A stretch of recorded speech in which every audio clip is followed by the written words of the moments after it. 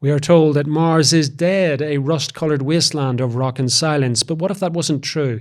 What if carved into the very crust of that planet, among those arid plains, lie the long-forgotten ruins of a civilization?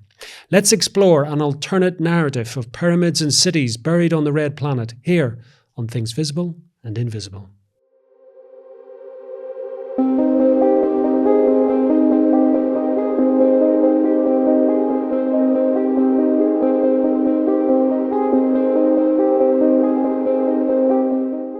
George, the last time we spoke, you gave a very interesting exposition of your thoughts on life on Mars. Well, what I should say is what was life on Mars, because what you're dealing with, it seems, is kind of the archaeological ruins of a former civilization that has disappeared. However, on the last episode, you left us with a very intriguing idea that on Mars was images of animals, life that had existed on this planet and had links with ancient civilizations in the Americas. Let's back up a little bit from the archaeological evidence and the various photographic evidence that you have displayed and talk a little bit about the backstory, because a question which must have come into your mind and certainly comes into my mind is, where did this civilization come from, and ultimately what destroyed it? Well, there is a portion of the book that I talk about the what if scenario, or the possibility to explain how these structures got there. And what I've done is I used available data that came from either the Sumerians talking about the Anunnaki or the Maya. Surprisingly, a lot of people don't know that the Maya talk about in their hieroglyphics about an ancient star war. Now, the archaeologists call this a star war. It's nothing to do with the movie, with Darth Vader. But it's called the Maya Star War, and they talk about having a conflict between Earth and Mars.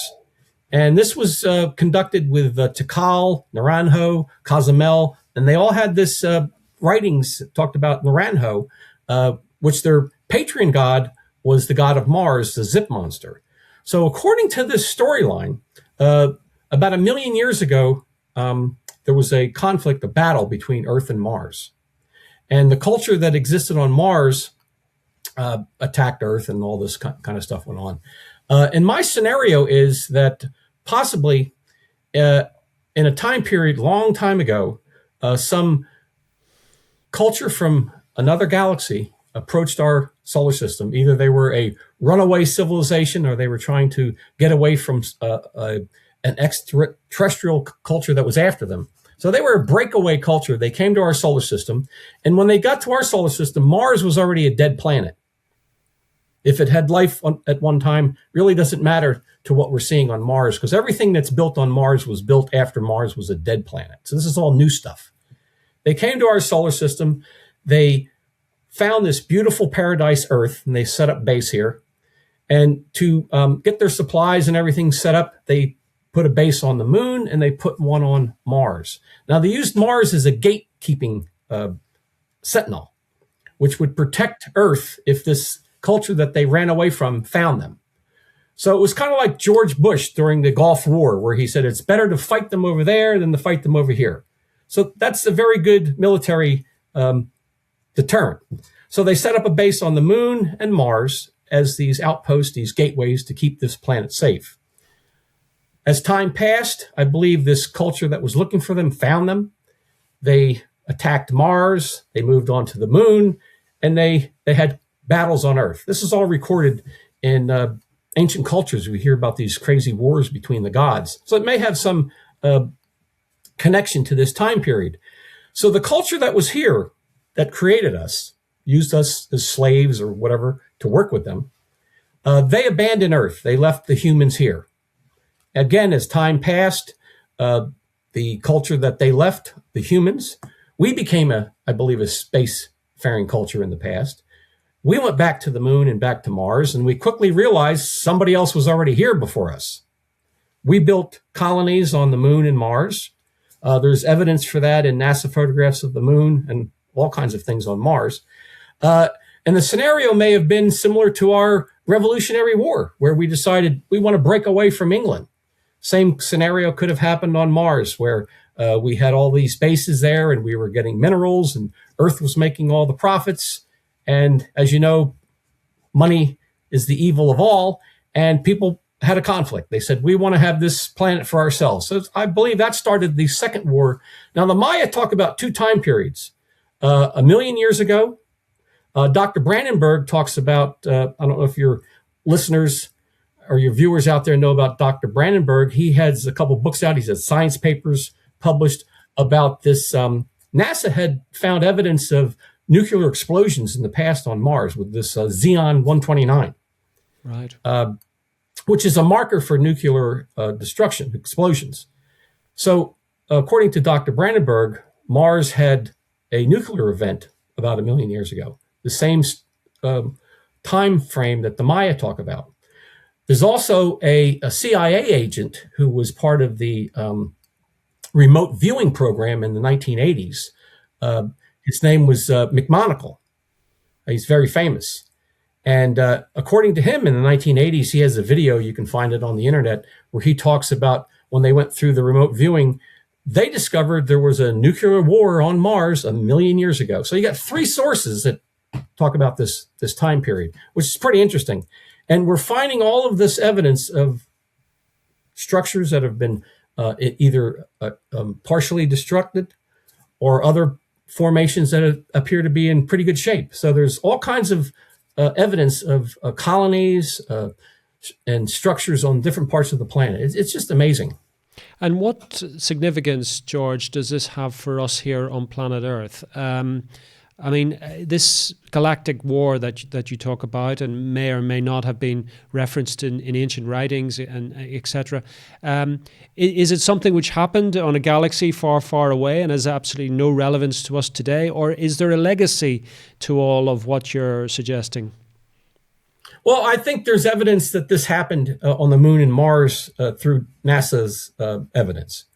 But I think the lesson here is that humans have a long history of having conflicts and wars with each other, and history repeats itself. And we are now on the cusp of setting up colonies on the Moon. Elon Musk. He wants to go to Mars and, have 1 million people there with colonies set up and all of these outbases. So it seems like we're doing the same thing our ancient ancestors have done. And, once humans get on Mars and start setting up different colonies, the Chinese want to go to Mars, the Russians want to go to Mars, there's going to be trouble. And we may just be repeating history once again. Okay, so you actually think that an aspect of your work is almost like influencing the geopolitics of our day, or reflecting it. This is what could have happened, possibly did happen in the past. Mm-hmm. Okay, so what? Your research is ongoing, George. You've published your book, but your research is ongoing. Is this a story which is constantly unfolding? Are you constantly finding new archaeological or other evidence from your observations of photographic evidence coming back from Mars? Well, if you look at Earth, most of the early civilizations that arose were either 30 to 40 degrees above the equator or 30 to 40 degrees below the equator. That's like the sweet spot. Mm-hmm. And we're finding the same thing on Mars. All of these structures, the Parrot Formation, the face on Mars, Elysium pyramids, they're all within 30 to 40 degrees above or below the equator. The parrot, which we now call Parrotopia. Even NASA had picked up the name Parrotopia after they took their last recent picture. It was really a tip of the hat from NASA to our research. We were pretty amazed that they actually referred to this as Parrotopia. So just as you have, and all of these civilizations on Earth, they arose next to either oceans or waterways. And we're finding the same thing on Mars, where these ancient waterways were that are now, of course, dry as a bone. That's where these little colonies or settlements were constructed. Talk to me about these Elysium pyramids. Well, the Elysium pyramids, they were the ones we spoke about the last session with Carl Sagan. That's the area of Mars that got a lot of scientific attention because of these three-sided pyramids that look very geometric. And that's the first thing you look for when you're looking for evidence of intelligent construction, you look for the geometry and symmetry. But talk to me a little bit more about their significance, George. Like the pyramids that we have here on Earth, they were built for a purpose. Now, there's a dispute as to what that purpose is, obviously. But what in your research, your hypothesis, what are you suggesting that these pyramids either symbolized or communicated? Well, the Mariner 9 images only basically showed two pyramids that were next to each other. But once we got the newer photographs years later with the Mars Reconnaissance Orbiter, the CTX camera, we had a broader view of this whole area in higher resolution pictures. We found that Carl Sagan's pyramid was not alone. There's pyramidal formations all around. And the interesting thing about Mars, a lot of the pyramids we're finding are three-sided pyramids as opposed to Earth. Earth, you have a lot of four-sided pyramids. Sagan's pyramid was a three-sided pyramid. So there's other three-sided pyramids. And also in this, which I mentioned in the book when I have a whole chapter on Sagan's pyramids, is that in that same complex, there's these two pyramids that are five-sided. They look like star forged things that were built here on Earth during the French Revolution and the American Civil War. There was a lot of these star forts, forts shaped like stars that have these bastions in the corner. And there's two of them in this area, and they're almost identical. One is about twice as big as the other one. I call it like the Star Fort Junior. And it's just amazing that a structure like that could not be made naturally. And that's found right among all of these three-sided pyramids that Sagan talked about. And what's next for you, George? I mean, you've been propagating these ideas for some time. You've done a lot of research. You've published on this. What is is there a sort of holy grail when it comes to life on Mars for you? Well, currently I have about 5 more books sitting on the shelf waiting for them to be published. Follow-ups to this great architects of. There's so many structures on Mars that are just mind-boggling. They're jaw-dropping, and they're all over the place. There's one section of Mars next to the face on Mars up in the northeastern quadrant of Cydonia. There's a dozen bird pictographs, like the parrot formation. There's a dozen of them, and these birds are the same birds that we have here on Earth. Now, I'm not saying that Mars had these same birds, but whoever constructed these pictographs were telling us, hey, look, you might remember this bird, or you might recognize this bird because they're the same birds that we have here on Earth. There's eagles, parrots, more parrots over there. There's a pelican. It's just amazing. Now, this face on Mars, George, although the last time you were very clear that it's not a face that we would understand from a human perspective, but do you think it's a kind of huge sort of communication of some sort? Do you think that somebody was trying to communicate something of who they were through this edifice? Yeah, and again, it goes back to transformation, human feline. But what we find with a lot of these complexes that we're finding, if you want to call them settlements, communities, you'll find these 4-sided, 3-sided pyramids, 5-sided pentagonal formations, triangles, whatever this geometry is in this area that kind of stares out at you. Normally, all of these complexes we find, Seán, there's always a pictographic image. There's either a bird or some type of animal that is next to these, which if you're a spacefaring culture and you're flying over looking down, probably the first thing you would see would be the parrot or whatever this pictographic image is, like the face on Mars, which is like a beacon saying, hey, looky here. This is where you want to come down and take a look. And normally, like I said, all of these formations that we're finding, there's always some type of pictographic image there, which may be used as a beacon. Now, you asked earlier about what was the purpose of probably these pyramids and things. I think they're kind of like archaeologies. These are big buildings that have living quarters and libraries, and this is where they lived, inside of these things, because you couldn't live outside. Mars is a very desolate place. And I think these structures, whoever was there lived inside of these. Well, that's one of the major criticisms of any hypothesis around life on Mars, that the planet just couldn't sustain life as we know it, certainly on this planet. How do you counter that argument? Well, like I said earlier, Mars was used as an outpost, as a guardian sentinel. and they had colonies there. It's just like when we go there with Elon Musk, he's going to build environments that we can live in. You can't live on Mars, but you have to create these archaeologies, these structures that you can live inside of. And that's what I think all of these pyramidal formations, even the face on Mars is probably just a huge, condo. Right. Final Does that question. make sense? It all makes sense. Final question, George. What do you say to your critics, skeptics, who say that, George, this is a great story. It's more in the realms of science fiction than science fact. It's more of a flight of fancy than a scientific inquiry.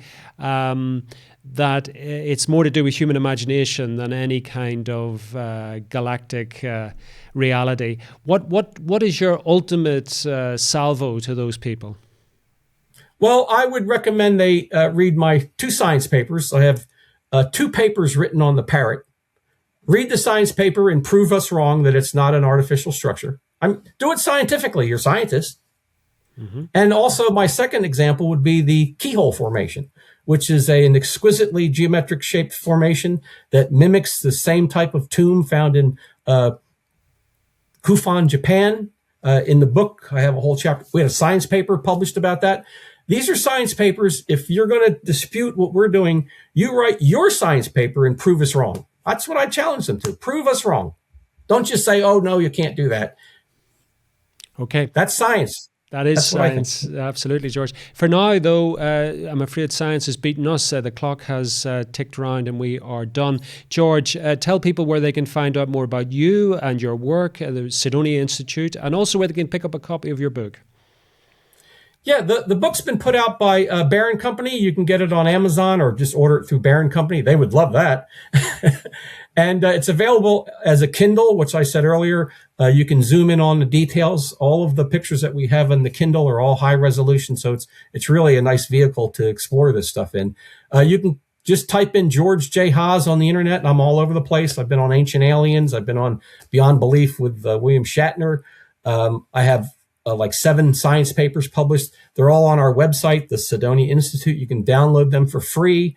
Invite your local scientists to take a look at it and dispute what we found. And you can follow me on X. I'm everywhere, and I'm here with Seán. You're here as well, and George, we are extremely grateful to you. Thank you so much for coming on Things Visible and Invisible. Thank you. Been great. Thank you for joining us on another episode of Things Visible and Invisible.